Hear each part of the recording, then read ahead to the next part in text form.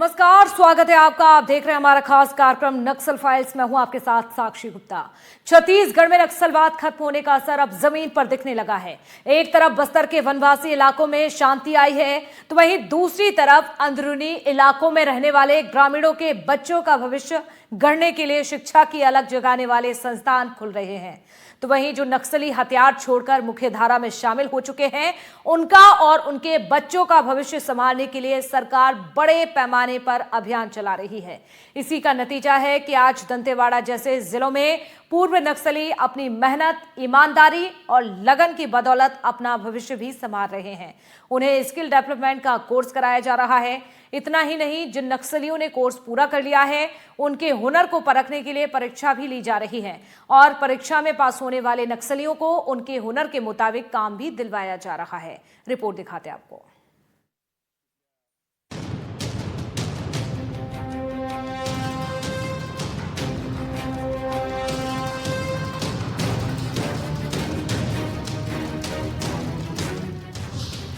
थुलथुली मुठभेड़ के बाद नक्सली पस्त, दरभा डिवीजन हो गया पूरी तरह ध्वस्त। दंतेवाड़ा में समाप्त हुआ नक्सल अध्याय। दरभा में जवानों को मिली प्रचंड विजय। वनवासी क्षेत्रों में बिछा सड़कों का जाल। पूर्व नक्सली भी पेश कर रहे नई मिसाल।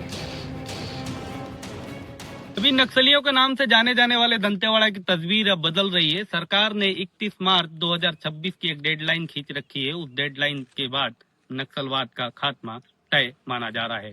अभी हाल फिलहाल में दंतेवाड़ा में कोई भी ऐसा बड़ा नक्सली नाम नहीं बचा है जिसको लेकर के पुलिस फोर्स को अंदरूनी इलाकों में अपना नक्सलियों के खिलाफ जाल बिछाना पड़े। बीते 2 वर्षों की अगर बात करें तो लगभग 500 से ऊपर नक्सलियों ने सरेंडर किया, 200 से ऊपर नक्सलियों की गिरफ्तारी हुई और 60 से ज्यादा हथियारबंद नक्सलियों को मुठभेड़ों में मार गिराया गया।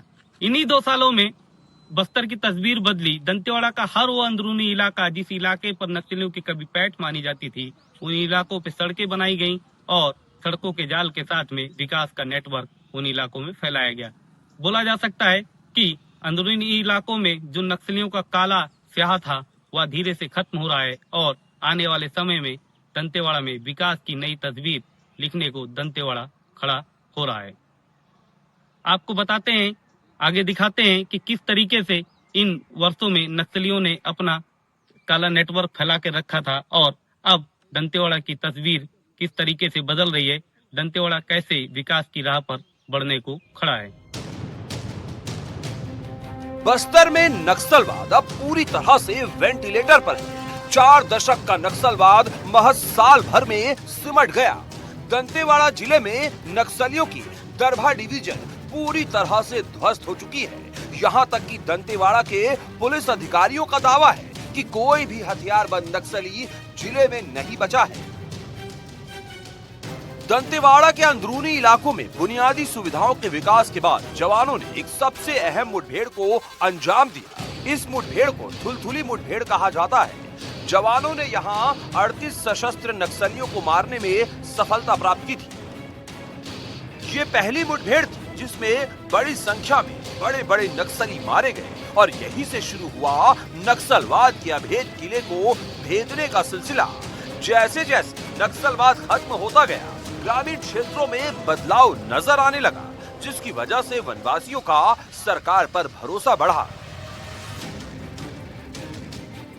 31 मार्च 2026 को बस्तर से नक्सलवाद का खात्मा हो जाएगा, इस तरीके की डेडलाइन सरकार ने दी है, जिसकी ओर तेजी से बस्तर के नक्सल प्रभावित जिलों में फोर्स काम कर रही है और नक्सलियों के लगातार समर्पण हो रहे हैं, गिरफ्तारियां हो रही हैं और जो नक्सली सरेंडर करने नहीं पहुंच रहे उन्हें फोर्स के द्वारा न्यूट्रलाइज भी कर दिया जा रहा है। मगर समर्पण करने के बाद पुनर्वास से पुनर्जीवन, यानी कि जो नक्सली आत्मसमर्पण कर रहे हैं, मुख्य धारा में जुड़ रहे हैं, उनको लेकर के सरकार लगातार ये चाह रही है कि वो मुख्य धारा से जुड़े और अपने जीवन का बदलाव करें। इस समय एनडीटीवी की टीम लाइवलीहुड दंतेवाड़ा में पहुंची हुई है। ये आप मेरे सामने देख रहे होंगे, ये दंतेवाड़ा और बीजापुर जिले के अलग अलग नक्सल प्रभावित क्षेत्रों में लगातार नक्सलियों के संगठन से जुड़े हुए थे।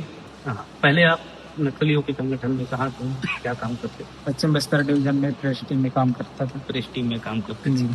यहाँ पर आप क्या सीख रहे हैं? अभी इलेक्ट्रिकल वाला सीख रहे थे। क्या लगता है कि वहाँ की जिंदगी से यहाँ की जिंदगी में आपको कितना बदलाव दिखता है? जी, वहाँ का जिंदगी तो कठिन लगता है सर। अभी सरेंडर करने के बाद यहाँ का जिंदगी अच्छा है। और भी लोग हैं, उनसे भी जानते हैं। आप क्या नाम लिखते हैं? आप भी संगठन में थे पहले?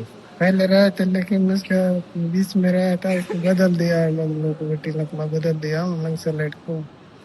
यहाँ आप क्या सीख रहे हैं? यहाँ बिल्डिंग में सीख रहा हूँ। बिल्डिंग का काम सीख रहे हैं। बिल्डिंग का काम सीख रहा है। वहाँ का जो भी टूटा फटा होने का ना, वहाँ का पैसा भी मिल जाएगा। बहुत कोशिश कर रहा है। वहाँ जाने के बाद बिल्डिंग का काम करेंगे गाँव में? वहाँ जाने के बाद बिल्डिंग काम करना है। आप क्या लिखते हो नाम? सुखराम मोर्चा है। आप भी नक्सलियों के संगठन में थे पहले? जी सर। क्या कितने साल तक रहे? मैं लगभग 6 साल तक नक्सली संगठन में था सर। अच्छा, यहाँ पर आप क्या सीख रहे हैं? यहाँ पे मैं वेल्डिंग सीख रहा हूँ सर। यहाँ आपको यहीं रुकने सोने की व्यवस्था है सर। भोजन वगैरह? भोजन वगैरह सब कुछ व्यवस्था यहीं पे है सर। क्या लगता है कि सरकार की जो समर्पण नीति है ठीक है?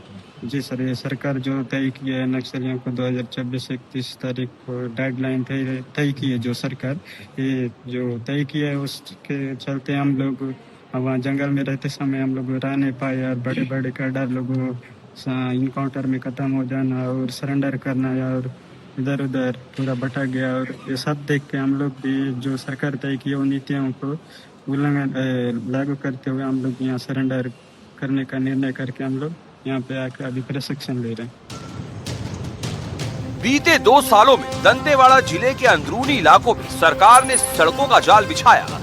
सरकार ने जब नक्सलवाद पर काबू पाने की रणनीति बनाई, उस दौरान जो सबसे ज्यादा जरूरी था वो था उन इलाकों तक पहुंच बनाना जिसे नक्सली अपना सुरक्षित गढ़ मानते थे। इसी को देखते हुए बस्तर के इन दुर्गम इलाकों जैसे कटे कल्याण, अरनपुर, अबूझमाड़ क्षेत्र में 20 से ज्यादा शानदार सड़कों का निर्माण किया गया। इंद्रावती नदी पर छिंदनार और बड़के करका गांव में 2 बड़े पुल बनाए गए। इन पुलों के बनने के बाद सुरक्षा बलों ने अबूझमाड़ के नक्सली सुरक्षा घेरे को भेद दिया।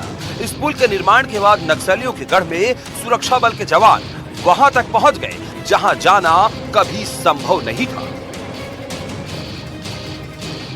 दंतेवाड़ा में 1659 नक्सली सरेंडर कर मुख्य धारा से जुड़े। जिले में 1720 नक्सलियों को सुरक्षा बलों ने गिरफ्तार किया। दंतेवाड़ा में अलग अलग मुठभेड़ में 260 नक्सली मारे गए। इन मुठभेड़ों में हमारे 335 बहादुर जवानों की शहादत हुई। नक्सलियों ने 351 आम नागरिकों की भी क्रूरता से हत्या की।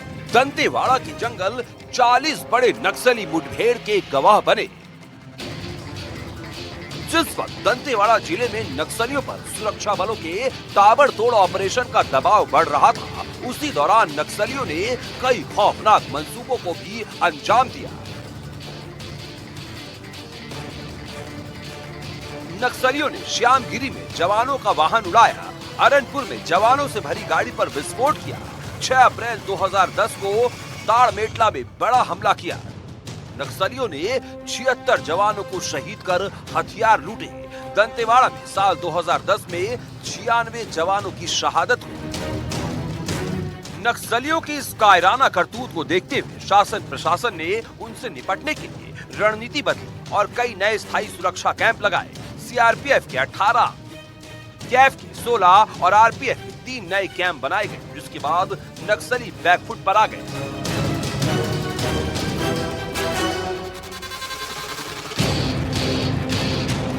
दंतेवाड़ा के श्यामगिरी गांव में नक्सलियों ने तत्कालीन बीजेपी विधायक भीमा मंडावी सहित 4 जवानों से भरी पिकअप को आईईडी ब्लास्ट कर उड़ा दिया था। इस वारदात के बाद पूरे दंतेवाड़ा जिले में मातम पसर गया था। जिस गांव के पास इस वारदात को नक्सलियों ने अंजाम दिया था, उस सड़क पर आने जाने से भी आम लोग कतराते थे, लेकिन आज स्थिति पूरी तरह बदल गई है। दहशत से लोग उबर रहे हैं। नक्सलवाद के खात्मे की कागार पर पहुंचने से लोगों का आत्मविश्वास बढ़ा है।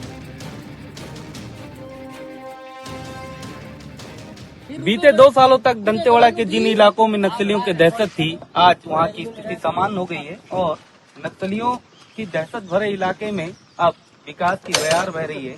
आपको बता दें हम कि कि श्यामगिरी का यह वही इलाका है जहां पर एक समय नक्सलियों ने बड़ा ब्लास्ट करने के बाद विधायक सहित 5 जवानों की निर्मम तरीके से हत्या कर दी थी। उसी इलाके में हम पहुंचे हैं।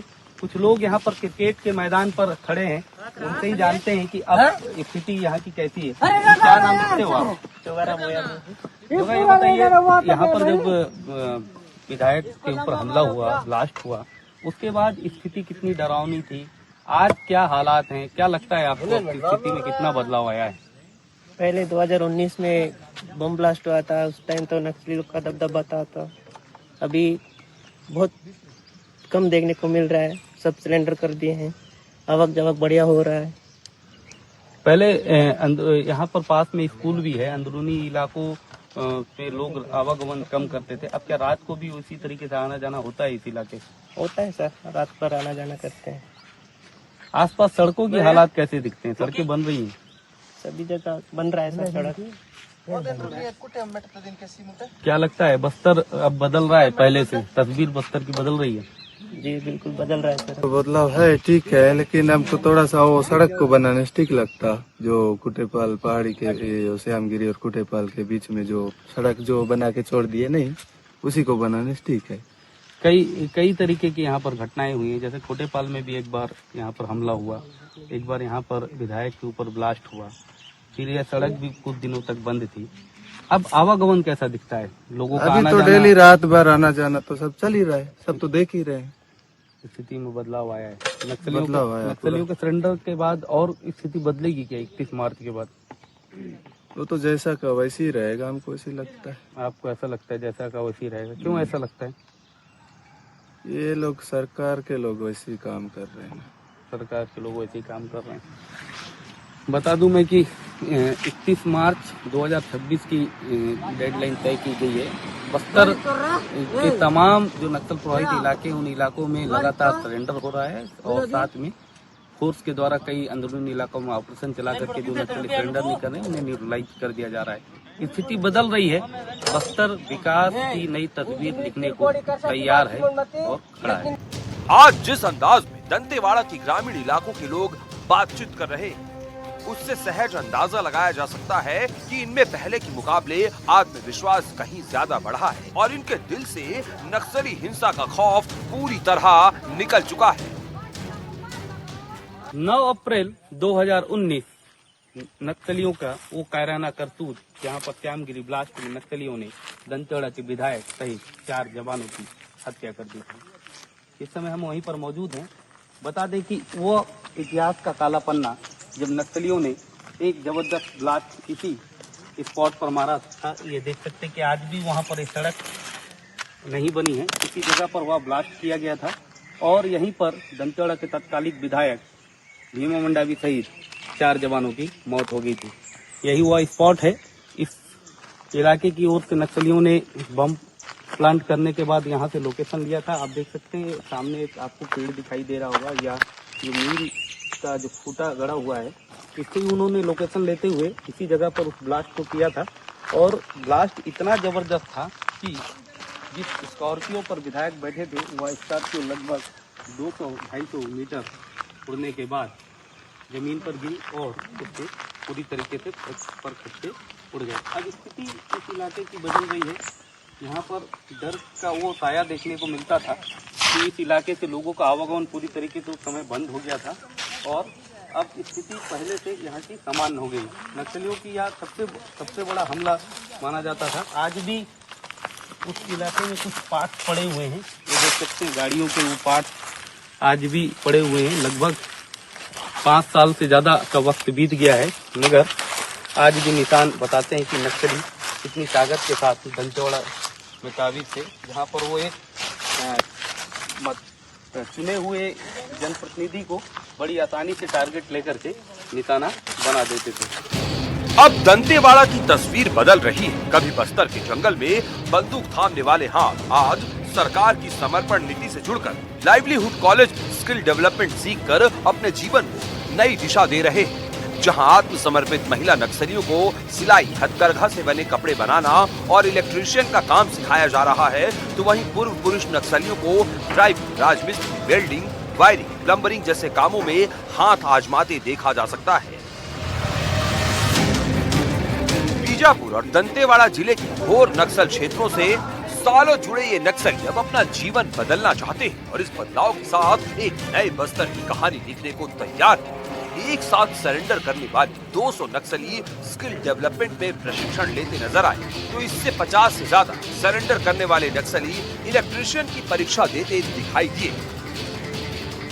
कितने साल थे इनके संगठन? मैं पश्चिम बस्तर डिवीजन में दो कंपनी में था। क्या पद में थे आप उसमें? मैं CYPC सदस्य। CYPC सदस्य। क्या हथियार चलाते थे वो? तो मैं AK-47 AK-47 हथियार चलाते थे। जी। अभी यहाँ क्या सीख रहे हैं आप?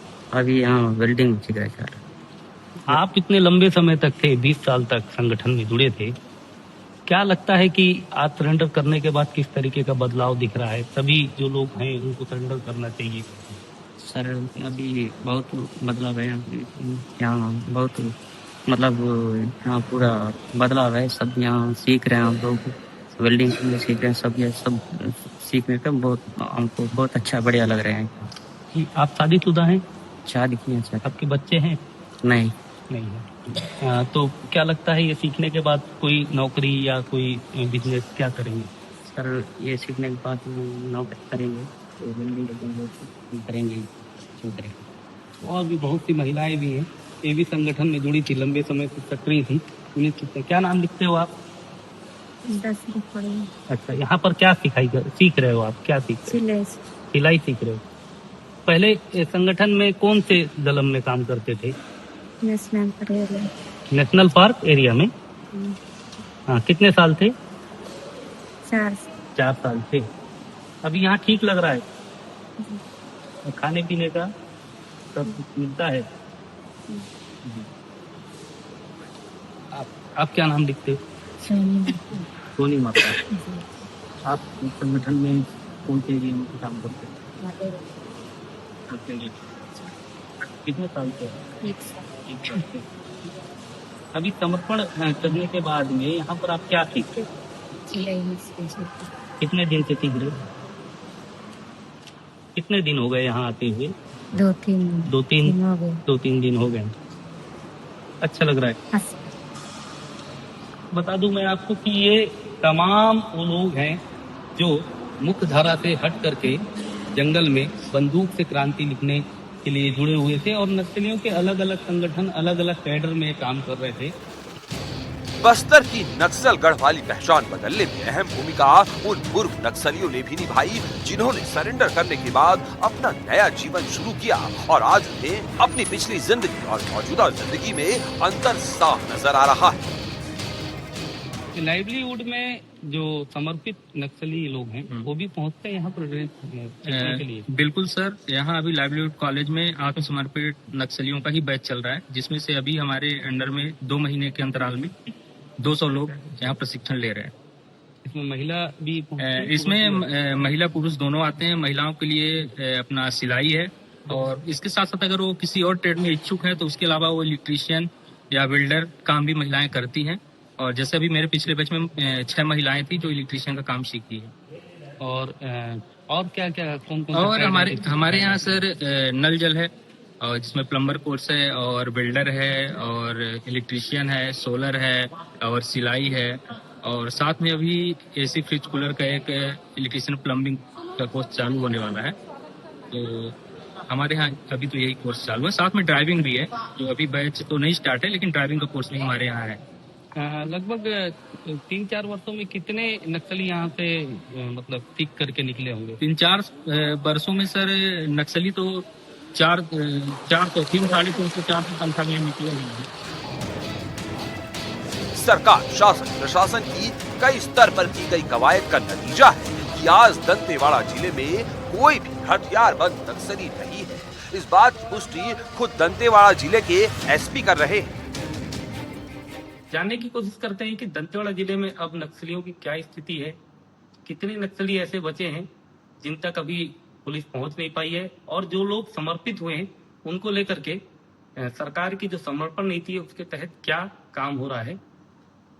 नमस्कार सर, बताइए कितने नक्सली अभी यहाँ बचे हुए हैं दंतेवाड़ा जिले में?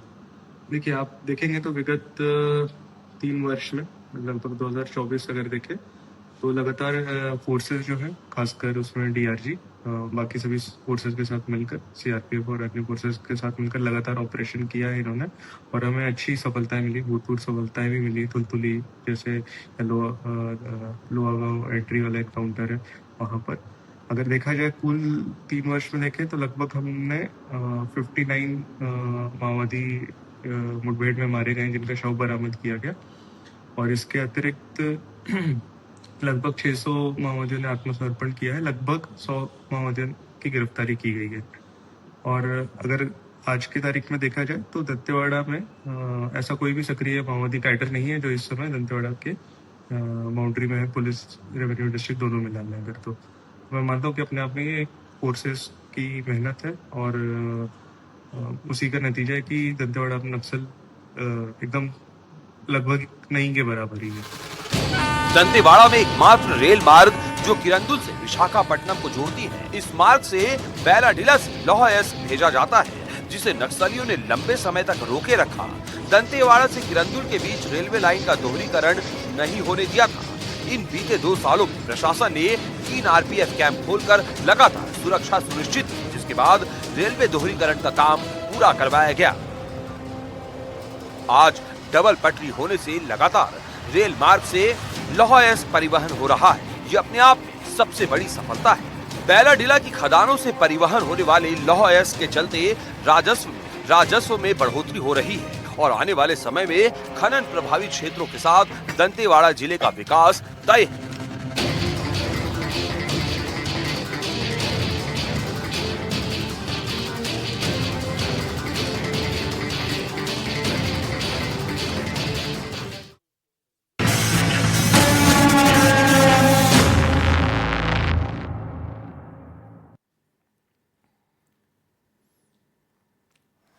छत्तीसगढ़ के राजनांदगांव पुलिस रेंज से एक बड़ी खबर सामने आ रही है, जहां नक्सल मोर्चे पर सुरक्षा बलों को बड़ी सफलता मिली है। राजनांदगांव जिला पहले ही नक्सल मुक्त घोषित हो चुका है, और अब रेंज के अंतर्गत आने वाले अन्य जिले यानी कि खैरागढ़, इसके साथ ही छुईखदान, गंडई, कवर्धा और मोहला मानपुर, अंबागढ़ चौकी भी नक्सल प्रभाव से लगभग मुक्त हो चुके हैं। औपचारिक घोषणा होना हालांकि अभी बाकी है। इस पूरी सफलता में आईटीबीपी की भूमिका बेहद ही अहम रही है। जंगलों में लगातार कैंप जिस तरह से स्थापित कर सर्च ऑपरेशन चलाकर आईटीबीपी और अन्य सुरक्षा बलों ने नक्सलवाद को निर्णायक मोड़ पर लाकर खड़ा कर दिया है। तो देखिए किस तरह से अब राजनांदगांव भी धीरे धीरे नक्सल मुक्त हो चुका है। खैरागढ़ समेत कई शहर नक्सल मुक्त हो गए। जिस तरह से छत्तीसगढ़ में बड़े बड़े ऑपरेशन चलाए गए हैं, जिस तरह से बड़ी बड़ी कार्रवाई लगातार की जा रही है, और अब ऐसे में नक्सल मुक्त राजनांदगांव भी होने जा रहा है।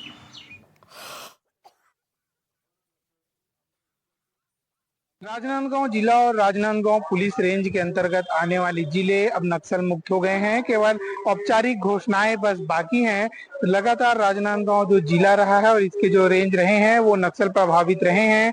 नक्सलियों की धमक इस क्षेत्र में रही है, लेकिन आईटीबीपी की जो फोर्स है उसके मदद से जो है लगातार नक्सलियों के इस मूवमेंट पर काबू पाया गया है। कई ऐसे मुठभेड़ हुए हैं जहां आईटीबीपी के जवान भी शहीद हुए हैं, जिसके बाद लगातार फोर्स नक्सल मोर्चे पर तैनात रही और बड़ी कामयाबी फोर्स को मिली है। आईटीबीपी की भूमिका कहीं न कहीं नक्सलवाद को खत्म करने में महत्वपूर्ण रही है।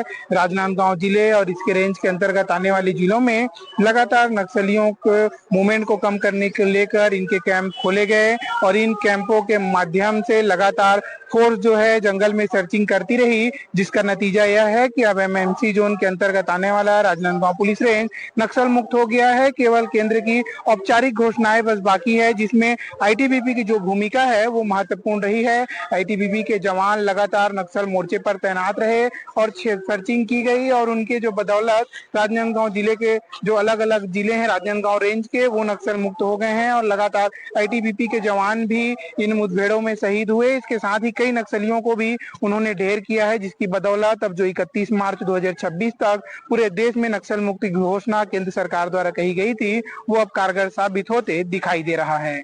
सूर्यकांत यादव, एनडीटीवी, राजनांदगांव।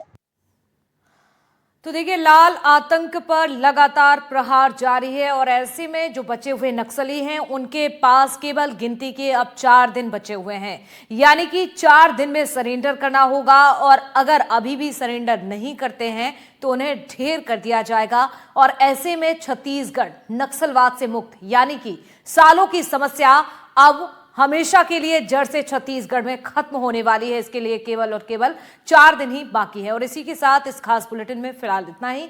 वक्त एक छोटे से ब्रेक का, चल लौटते हैं।